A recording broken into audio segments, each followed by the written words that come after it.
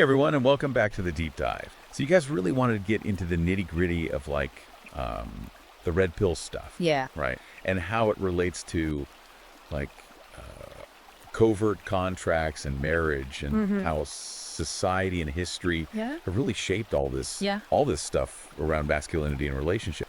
So we found this book that goes deep into these topics. It really does. It argues that modern feminism has really had some negative impacts on men. Oh, yeah. And it leads to like all these problems we see today, declining marriage rates, the way men are shown in the media, the whole impact of feminist ideology on the workplace and education, even like male leadership or the lack of it. Exactly. So buckle up because this is going to be a wild ride. This book is fascinating because it doesn't just like throw out these arguments. Right. It's got stats, anecdotes, historical analysis to back it all up. Okay, so let's jump right into what you guys are most interested in. Sure. Marriage. This book calls it the marriage plantation. Okay, marriage plantation. That's It grabs your attention. it definitely gets your attention. Yeah. But what does it actually mean? So basically it's saying that marriage, like, despite the romantic stuff, it's become more like a business deal. Okay. And men are often expected to be the main breadwinners. Even though things are supposed to be more equal now. Yeah, exact. So you have this tension where men are stuck with these old financial burdens, but they don't get the benefits and security they used to get in return. It's like the rules changed, but nobody told the players. Exact. That's a great way to put it. So the book backs this up with some pretty shocking numbers. Yeah, like for example, it cites research that shows men's income drops by like a whopping 21% after divorce. 21%. Compared to 10% for women. That's a huge difference. Right. It's a big deal. And the book called this male disposability. So like men are basically seen as expendable by the legal system and society in general. Yeah, it's a heavy concept, isn't it? Yeah, male disposability. Right. It really makes you think about the power dynamic. Yeah. Especially when it comes to divorce. Right. Now, you mentioned earlier that the book also talks about covert contracts in marriage. Yes. And that's something our listeners are really keen to understand. I know, right? So how does the book address this? It goes into how these unspoken... You know, the ones we kind of inherit from societal norms and family traditions. Right, exactly. Yeah. It shows how they can actually backfire on men in the long run. Right. Remember that story about the Australian guy who got blasted online for wanting a traditional marriage? Oh, yeah. He got crucified for it. He did, even though his wife was totally okay with it. Totally. It was a mutual decision. Right. And people still freaked out. I remember that. It just shows you how strong the pushback against traditional roles can be. Even if both partners are happy. It's like you have to conform to this egalitarian ideal, even if it doesn't actually work for the couple. It's like there's this pressure to fit the mold. Exactly. And the book links this pressure, this push for an egalitarian model to feminism. Absolutely. It argues that while feminism started out aiming for equality, it's gone too far in many ways, leading to a system that actually disadvantages men now. Especially in marriage and family. Yeah, definitely. So it's not about saying women shouldn't have equal rights. Of course not. But it's more like the pendulum has swung too far the other way. Yeah. And now men are facing a whole new set of problems. So this book really highlights the unintended consequence It does. of all these societal changes. Yeah. And it connects these changes to another big trend, the declining birth rate. Oh, yeah. Especially in places like South Korea. Right. They use South Korea as like a case study, highlighting their plummeting fertility rate. How low are we talking? A shocking 0.81 children per woman. Wow, that's incredibly low. It's way below the 2.1 rate needed to keep the population stable. So why is it so low? The book says a big reason is that Korean men see feminism as a threat. Yeah, they feel like it's created an environment where women are less likely to share the financial burden and participate in traditional families. Interesting. There's even a study in the book that found that 72% of Korean men believe feminism has negatively impacted their place in the world. It's a huge percentage. Yeah, it's a big deal. So it sounds like these feelings of being disadvantaged by feminism or even threatened by it are contributing to men opting out of marriage and family altogether. Exactly. It's like they're saying, if the game is rigged against us, why even play? So the book sees these trends like no kids, no house, no sex as a kind of rebellion Pretty much. against a system that seems unfair. It makes you wonder, what are the long-term consequences for society if so many men feel this way? Right. That's a big question. What happens when a whole generation checks out? The book actually talks about the rise of men's rights groups in South Korea and how they're pushing back against what they see as a feminist takeover. So They're demanding fairness. Yep, they want men's issues to be recognized. It's like the conversation around gender is shifting. It definitely is. It's becoming more complex. Much more nuanced. So this book goes beyond just talking about the problem. Yeah. It actually offers some advice for men. It does. Right. Practical advice. Absolutely. Like, what kind of stuff are we talking about? Well, it covers a lot of ground. Everything from financial independence to self-improvement, the value of male-only spaces, the power of traditional values like honor and duty, even stoicism as a philosophy for men to embrace. Wow, that's a lot to unpack. It is. So it's not just about blaming feminism. No, it's not. It's about giving men the tools to take control. Yeah, it's about recognizing the challenges, understanding the forces at play, and then taking action. Taking action to create a life that aligns with their values. It's about finding a way forward, even in a world that feels hostile to traditional masculinity. I think that's going to resonate with a lot of men, especially those who identify with the red pill philosophy. I think so too. It's not about dwelling on the problem. It's about finding solutions. Right. Now we've got a lot more to cover, including the book's take on the decline of male leadership and the media's portrayal of men. That's a big one. But before we dive into that, I want to give our listeners a moment to reflect on what we've talked about so far. Okay. What are your initial thoughts on this idea of the marriage plantation and men opting out of traditional relationships? Does this resonate with your own experiences and observations? I think it's a lot to take in, but what I find so interesting about this book is that it makes you look beneath the surface. It makes you question those assumptions we often just take for granted. Right. And it encourages you to think critically about the forces that are shaping our lives and relationships. That's a conversation worth having, no matter where you stand on men's rights or feminism. Definitely a lot to ponder. Food for thought, for sure. You know, it's funny how the book connects this whole opting out thing to the decline of male leadership. Oh yeah, that's a big one. Yeah, another thing you guys wanted to talk about. Definitely the red pill community talks a lot about the lack of strong male role model.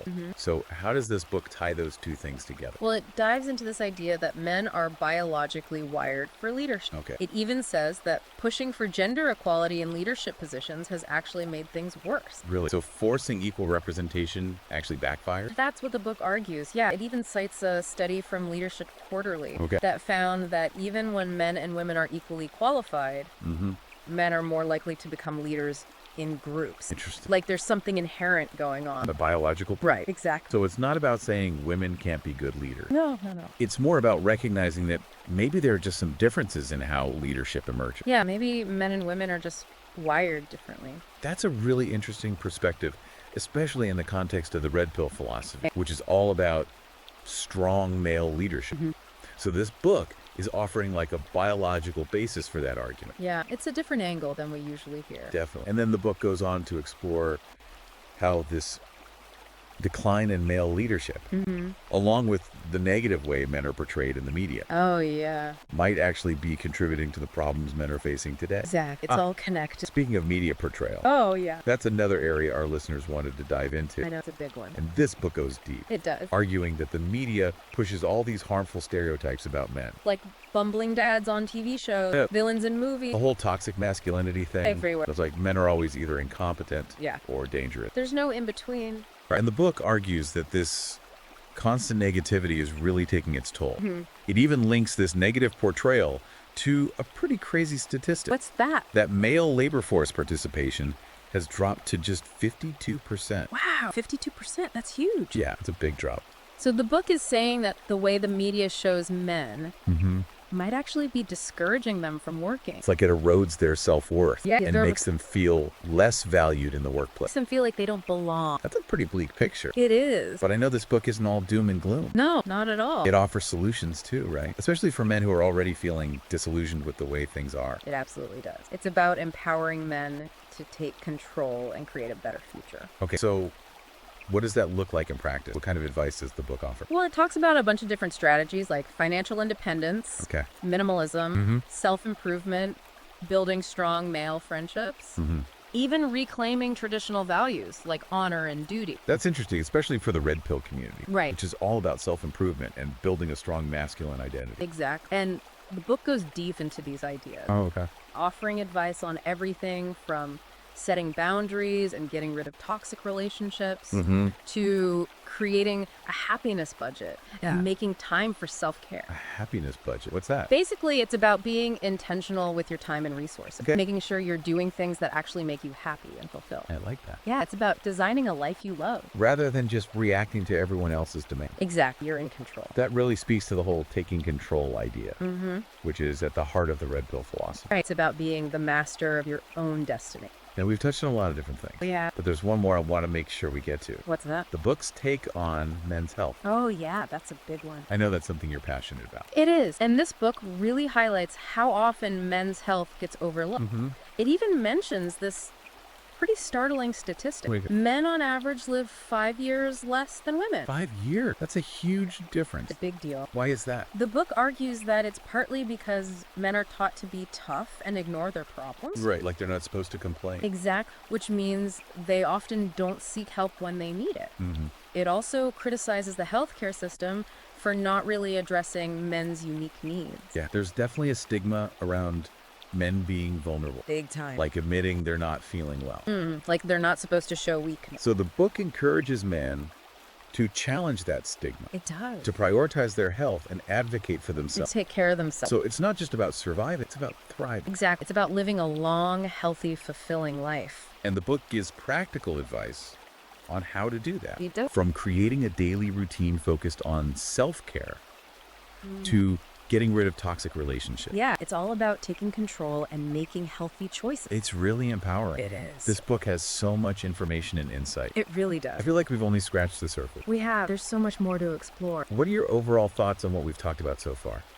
What strikes me is that the book tackles the tough questions head on. It challenges the way we think about things. And it empowers men to take control and build a better future for themselves. I couldn't agree more. It's a book that will definitely spark conversations and challenge assumptions. Oh, yeah, for sure. And for our listeners who are already familiar with the red pill philosophy, this book offers a deeper dive into those core ideas. He does. It gives them the historical and societal context that's often missing from online discussion. You know, one thing that really resonated with me is the book's emphasis on male-only spaces. Oh, yeah, that's a good one. In a world where men are constantly told to adapt to female-dominated environments, it argues that men need their own spaces to connect and support each other. To just be themselves. Exactly. Without judgment, to explore their masculinity, without feeling like they have to constantly negotiate everything. That's a really interesting point, especially when you think about the listener's interest in covert contracts within marriage. Right. It makes sense that men would seek out spaces where they don't have to navigate those unspoken agreements all the time.